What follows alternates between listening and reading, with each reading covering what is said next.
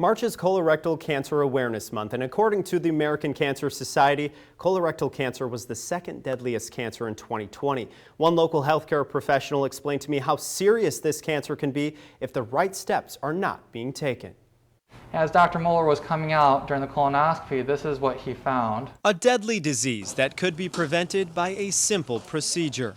Doug Rower, a clinical supervisor for Sierra Vista Regional Medical Center, turned 40 in the last year.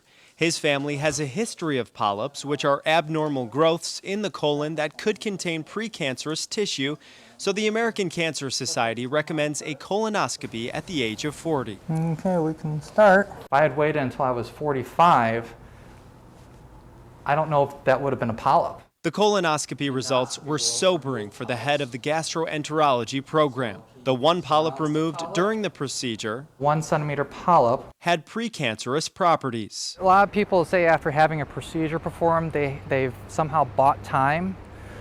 I don't know if I bought time, but I'm very happy that preventative medicine exists and I was able to prevent me potentially getting colon cancer. Your blood pressure is great. Rower might have bought time, but others who could be at risk are not by simply not utilizing preventative measures. Dr. Neil Moeller, the director of gastroenterology at Sierra Vista, actually performed Rower's colonoscopy. And have you turn onto your left side facing me. Moeller says Sierra Vista is seeing on average 1 to 2 new cases of colorectal cancer each week, but the Central Coast population is still not being screened enough. Normally, the rest of the country, about 60% of the population that should be screened are being screened. Here, it's around 40 to 45%.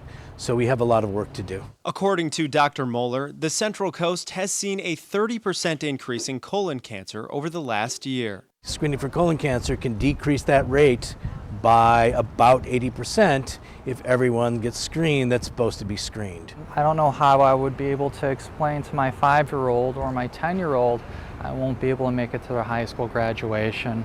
And if I was 45 running this department here, how do I tell my wife I have colon cancer when I could have prevented it? Those are hypotheticals, but for the 150,000 new colorectal cancer cases that pop up in the U.S. every single year, those questions are ones that need to be answered. Because of where we are, we can see almost everything in the colon with a high definition scope. And so there's almost no excuse to not come in for preventative maintenance. I strongly encourage it. Whether you come to us or you go elsewhere, I hope you get great care. And to schedule a colonoscopy or preventative care against colorectal cancer, contact your primary care provider or local hospital.